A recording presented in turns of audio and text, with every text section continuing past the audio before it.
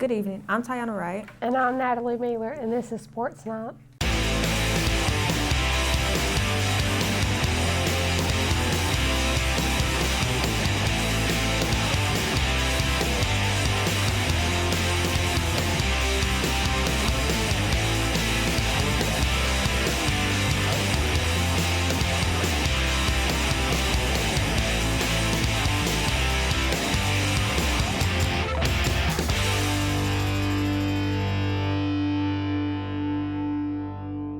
Let's start with football. Last Friday night was an important region play for both 3A and 4A Region 1. T.R. Miller traveled to Atmore to take on the Blue Devils. Let's take a look at the action. Nathan Commander takes the snap, hands the ball off to number 2 Takai Askew, who picks up a first down and then some, gets chopped down at the 30. Nathan Commander takes the snap, hands the ball off to number 2 Takai Askew, who makes a cut and will score. Touchdown T.R. Miller. Number 8 takes the snap, hands the ball off to number 2, who lost the football, picked up by number 34 KB. Nathan Commander takes the snap, fakes the handoff, throws to number 34 KB, who picks up a first down. Nathan Commander takes the snap, fakes the handoff, throws to number 10 Marshall Lovelace, who will score. Touchdown T.R. Miller. Number 8 takes the snap, hands the ball off to number 2, who's met behind the line by a group of Tigers. Number 8 takes the snap, hands the ball off to number 2, who's met by a pack of Tigers behind the line. Number 8 takes the snap, drops back, steps up in the pocket, and is sacked by Takai Askew. Nathan Commander takes the snap, fakes the handoff, takes it himself, and falls forward for a gain of 7 yards. Nathan Commander takes the snap, hands the ball off to number 2, Takai Askew, who finds a hole, has a blocker, gets a gain of 20 yards. Eli Hubbard's punt takes a T.R. Miller bounce at the 10 and will be pinned down at the 1-yard line for Atmore. Number 8 takes the snap, tosses it to number 7, who is met by a pair of Tigers. Number 4 takes the snap on the fake punt attempt and will be stopped short by a duo of Tigers. Nathan Commander takes the snap, hands the ball off to number 2 Takai Askew, who cuts back and will score. Touchdown T.R. Miller. Nathan Commander takes the snap, rolls out right, throws to number 7 Eli Hubbard for the 2-point conversion.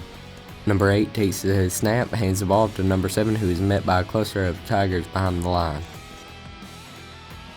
Nathan Commander takes the snap, fakes the handoff, takes it himself for a first down and then some.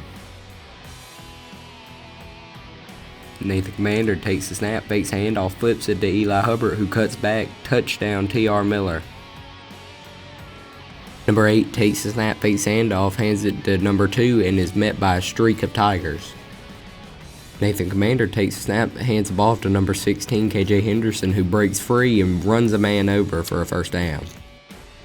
Nathan Commander takes the snap, fakes the handoff, throws a strike to number 34 KB for a first down. Nathan Commander takes the snap, hands the ball off to KJ Henderson, who will fall down for a 15-yard gain. Nathan Commander takes the snap, hands the ball off to KJ Henderson, who fights for a first down. Nathan Commander takes the snap, drops back, throws to number 22 Brody Anthony for a T.R. Miller touchdown. Number 8 takes the snap, fakes the handoff, drops back, and is pressured by a deuce of Tigers. The ball came loose, picked up by number 9 Lamarion Bell. Number 3 takes the snap, fakes the handoff, and is met at the line by an ambush of Tigers. Number 8 takes the snap, drops back, and is sacked by C.J. Stanton. Nathan Commander takes the snap, fakes the handoff, throws to number 34 KB, who fights for 7 yards. Nathan Commander takes the snap, hands the ball off to number 28 Jordan Jolly, who picks up a first down. Nathan Commander takes the snap, hands the ball off to Jolly, and Jolly is met at the line but drags the entire Atmore defense for a gain of 7 yards. Nathan Commander takes the snap, fakes the handoff, hands the ball off to Jordan Jolly, who makes one man miss, makes another man miss, and then reaches over the line for a touchdown. Number 8 takes the snap, hands the ball off to number 3. Number 3 is looking to throw, has nowhere to go, jukes one man, and is hit. The ball came loose, and that is recovered by Eli Hubbard. For 3 takes the snap, fakes a handoff, and is thrown down by number 55 Caleb Russell. Number 1 takes a snap but has nowhere to go, keeps running, and is met by a multitude of Tigers just at the sideline. Number 8 takes a snap, targets the one-on-one matchup in the corner, and that is broken up by number 37, Marquise English. Number 8 takes a snap, tosses it to number 19, who is met by a mass of Tigers. T.R. Miller will win this game 42-7. With the win, the Tigers improved to 5-2 overall and 4-1 in the region. With 2 region games remaining, the Tigers will likely secure their place in the playoffs tomorrow night with the homecoming game against Satsuma before the big matchup against St. Michael's next week. In 3A action, Flomaton comes to East Bruton to take on the Eagles at an important regional game. Let's take a look at the action. Teed up at the 40, and there's the kick. It's going to be a little squib kick as it's going to be fielded by an up man. It looks like he lost the ball, and Flomaton. There's the snap. Jackson Fillmore, here's the little misdirection. Good job there by the defense. The number 8, Blake Max, is at quarterback. He's rolling to his right. Fillmore's not going to be the intended receiver. And they stop. Yeah, they do backs in the backfield with Carter Hodges. Carter Hodges drops. He's being rushed. He's going to pull it down. Still going to stiff arm up. Gets a 43-yard line. There's the snap. Handoff is to Likely going far side. Got some running room. He got a block. They got and how that's where it'll be first down and 10 for Neal. There's the snap. Fake to the back in motion. Looking to throw. He's got a man. He caught it. Touchdown. Had to be motion, but nothing was called. And they got him good. They tried that little formation. Slot receivers to the other side. Carter Hodges underneath center. Handoff is going to be a straight handoff to Likely. Likely with some running room. Quarterback from the shotgun going to take it. His all-out quarterback run. He's got some room. He dances inside another guy. Touchdown. Super Dean at 251-362-8100 for Juniper Creek Lumber. Yep, there's the snap. He's got that little head bob going on. Yeah, he breaks. He runs over a guy. I tell him in this one, 5:50 to go. Fillmore with the football, and he's going to be wrapped up and knocked. Is in the backfield. There's the snap. Handoff. It's going to be that little reverse. He's got room. Let's see if somebody can make a play. They do not. Jax Fillmore. He's going to outrun everybody into the end zone. That's going to be receivers to the right. C4 from the shotgun. It's going to be all-out quarterback run. He's got a first down, breaking up. Far slot receivers to the right. C4, same play. They're going to run it again. Got running room, still on his feet. Big, strong C4 all the way down inside the 5. That's impressive. And that's going to be Neal. Boy, this is different. Look at this. Pistol formation. C4 going in motion. They snap it to Likely. Likely's going to be in the end zone for a touchdown. Touchdown. Double idea of being in the shotgun when we're that close. Here comes a man in motion. There's the snap. C4 on the carry. Touchdown. Bow their necks up right here. There's Fillmore with the snap. He's running at right tackle. Still on his feet. He's gone. Yep. Let's see if somebody catches him. Likely. Yep. There's the snap. Actually, yeah, that's going to be Blake. He's going to throw. He's got a man open. Touchdown, Flomaton for the Blue Eagles. There's the snap. Handoff is going to be to no. C4 still got it. They run a middle screen, and that just he could go right here. That's going to be number 1. There's C4. There's the snap. He's going to take the snap and be on his. He's still running hard. Still on his feet. Ball's whistled into play. There's the snap. Stays in the pocket. From underneath center, there's the snap. He's battling for yardage. Gets pushed in. Touchdown. Going to bring him in motion. There's the snap. They're going to run him. He's going to get in there. Put your head down. Got it. There's the snap. Same play. Goodness. Fillmore bounces outside. He's got room, and he's. There's the snap. Throw. Got a man open. 3rd and 7. Flomaton looking to throw the football. Got a man open. Touchdown, Flomaton. And it was wearing stripes. Neal with the football. There's a little toss coming to Likely. Likely with some blocks. Makes a jump move. Makes another one. He's across. 1st and 10. W.S. Neal. There's the snap. Handoff is going to be to Likely. Likely right up the middle. He's pulling tack. 3rd down and 9 for the Neal Blue Eagles. They got a man open, far side, makes the catch. He's going to break a tackle, still on his feet, dancing around the 5, inside the 5-yard line. There's that formation. Still plenty of time on the play clock. There's the snap. Running is going to be likely touched. There's the snap. Or actually a man coming in motion now to the snap. That's going to be He got it.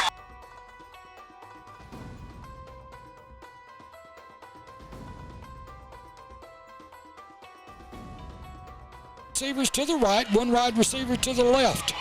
And the carry's going to be Fillmore again. He's going to have enough for a 1st down. Right, wide receiver to the left, man in motion. Blake looking to throw, got a man open, going to throw it again. Got a man Intercepted! Intercepted at the goal line. Coming back far side, and he's still on his feet. It looks like he got run out of bounds. Flomaton on defense, man going in motion. Handoff is going to be around left end. Mackey on the carry. That's a 1st down. Yeah, he's got a 1st down. D4 with the football, waving, still on his feet. Not for a 1st down. Or Neal, I'm sorry. There's a snap. It's going to be handed off to Likely. Likely is going to break a tackle. Comes across midfield. Look at that head zone here. There's the snap. C4 is going to keep it. Put your head down and go. He's still on his feet. Yeah, he go in the ball game. There's the snap. Picking his way. Oh, he's going to go. That's going to be a touchdown. That's going to be a touchdown. We're 1.5 yards out. We're in the shotgun. We're going to throw it again. There's the snap. There's the throw. Yeah, he caught it. It's a slant, we believe. Yep. No, that's going to be Blake. Blake's going to throw it. Got a man open. He get it all the way inside the 30 to the 34-yard line for a 1st. There's a throw downfield. Going to be batted up in the air. Incomplete. The Neal Blue Eagles are going to take over on downs, and because Flomaton could theoretically get a play. Right. They're not. No, they're not. That's going to be it. So that's going to be the end of the ball game as we're inside now. 15 seconds to go on the clock. The final score here from East Bruton is the W.S. Neal Blue Eagles 44, the Flomaton Hurricanes 21. With the win, the Eagles improved to 6-1 and 4-1 in the region. W.S. Neal will travel to Thomasville for another important region game. The Canes will host the undefeated Mobile Christian Leopards tomorrow night. We talked with players from Flomaton and W.S. Neal about this year's season and this week's game. It's a good team. They like to play hard. You know what I mean? It's really an offensive game. Very good offense. Defense was hard. I feel like it was an important game. It was a regional game to put us into a 3rd seed for the playoffs, and I feel like it was just a good game. And we changed up our plan, the defense. You know, we came up in a tighter set and stuff like that. And Bruce, he did a pretty good job at left tackle that game. Dubose, left guard, he did a real good job. I don't know about Bucky. the offensive line, we did have to, stack in the backfield and stuff like that, but we just mostly ran the ball. I give a shout out to George. George, he was a big role when we ran the ball to the outside. Joseph, yeah, he was pretty good, a lot of pancakes. Bucky, I don't really know, for real. I mean, we're 6-1 right now, but we can't get complacent. I mean, like last year, we were 6-1 right at the same time, but we ended up losing to Thomasville, Excel, and Miller all 3 in a row. So we can't get complacent. So right now we're just working, trying to, get out that mindset. But the season's been going as good as it can go. I mean, getting important region wins, blowing teams out, that's all you can ask for. Thomasville, that's going to be a far ride, but I feel like it's going to be a good game. They're really good. They're undefeated right now. But if we beat Thomasville, that puts us at 2 seed, so we'll have a better chance of playing our first 2 playoff games at home. Watching the ball, not making any stupid mistakes, like personal fouls, something like that. Foremost is physicality. I mean, W.S. Neal, we try to, Brandon says being a physical team. But Thomasville is probably just as physical, especially compared to Flomaton. So we can try to beat them up front with physicality, just hitting our gaps, doing what we need to do. Also, it's going to be a more conditioned game because I feel like it's going to be a close game. So battling down the 4th quarter is going to be very important in this game. How does this game affect opposition in the playoffs? Well, I think it's pretty critical here. The winner of this game is going to have an outstanding shot at being a home team in the playoffs. I mean, there's still another week to be played after this week for all of us, but this one here would really have a lot of impact on playing at home or having to go on the road. And this year is pretty big. Last year we went on the road, went to Op. It's not a very bad drive to Op, but this year the traveling team's gonna probably have to go around Anniston. Gonna be a much bigger drive. So, it's important for us all, especially important here that we get home field advantage if we can. I just think we could play better offensively and defensively. On the offensive side of the ball, just drive down the field and get a score. Defense tackle better on the outside. I do. We just it's a lot of mental stuff that we need to work on. That'd be Tuesday, Thriller. Get to wear costumes. Yeah, we normally have a good couple people that have some great games each and every week. Like, for say, Blake, Max, Brody, Phillips, and Ryder Spence are just some key names. And we have a couple injuries out right now. With me, Braden, and Miles all out this week. It's going to be a good game, but tough. I think we should have communicated more on the field and tackled way better than we should have. We did, but yeah, I think so. We're learning on the mistakes we made against Neal, so I think we can. Probably Wednesday. Let's get physical, something like that. We're missing Miles, missing Braden. We're missing the best corner in 3A, Lance Presley. But I think the player that's going to have the best game is probably Ryder Spence and Blake Max. I think that we had opportunities to make plays, but we would stall ourselves out and make a couple mental errors, so that kind of hurt us a little bit in times where we didn't need it. I think they got a really good team. They're a powerhouse in the state. We got a really good team as well, though. So our guys are going to be prepared this Friday to come out and fight. I'm not really sure. I think Friday. Friday is going to be the best day because Friday is game day. The other days during the week are just for fun. Yeah, I think we've gone back to doing some fundamental work, just really focusing on what got us going in the first half of the season. I think we've got those issues taken care of, and I think we'll be ready for Friday. Nobody specifically, but I think this game is really going to be on the O-line and D-line. I think those guys have been working really hard. I think those guys are going to be able to dominate this game. My first season here coaching at Flomaton has been a successful one. I've really enjoyed everything about it. I've learned so much about these players, so much about the community. It's just unreal how supportive this community is and how loving this school is. The Lady Tigers volleyball team beat Jackson Tuesday night to advance in the state playoffs. Miller will face Dallas County next week in the Super Regional Tournament at Crampton Bowl in Montgomery. Saturday, Flomaton and W Snow Band will both travel to Alt for the Little Bighorn Marching Band Contest. Flomaton will play at 10 a.m. and Neal will perform at 12:45. The award ceremony will begin at 9 p.m. Best of luck to both bands. Color guard is when you go for halftime, like on the field and do flags, and then in the stands you go and do pom-poms, do little dances. Color guard is basically what she said, but when you're at halftime, you of course do flags, but you can also dance, or you can use even a lot bigger flags than what you would normally use. And in the stands, we like to use pom-poms as we do our dances. Yeah, my favorite stand tune is like Word Up. My favorite song to dance to would probably be the ESPN, ESPN, because it's very fast and you can really get a little bit more in there, and it's fun. In practices, we just work on like for our shows, like what we're gonna do on the field, or either we work on stand twos. Some days we work on stand twos, and sometimes we work on like what we're gonna do on the field. Sometimes we work on the halftime show, and sometimes we work on stand tunes. It just depends on the day, and most of the time, like right now, we are getting ready for our competitions. Competition is like when a bunch of bands come and they compete. We all compete to see, well, not compete for real, but like see, like if we get all good grades, like to see how much we improved on what we did. Competition is basically us going out on the field and performing our halftime show for judges, and they will score us on numbers either 1, 2, or 3, highest being 1, average being 2, and the lowest being 3.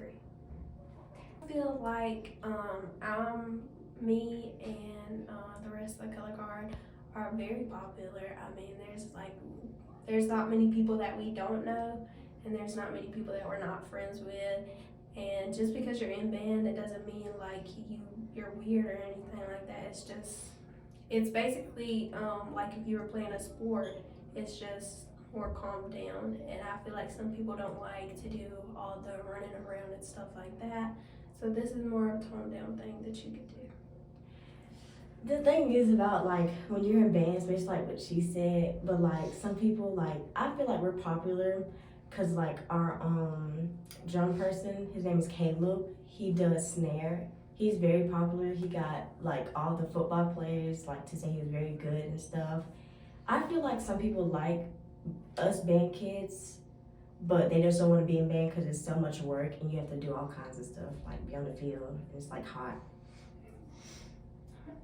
Tomorrow is homecoming for T.R. Miller as the Tigers welcome the Gators from Satsuma to town. T.R. Miller has already secured a spot in the playoffs, but with the 2 region games remaining, there is still plenty to play for.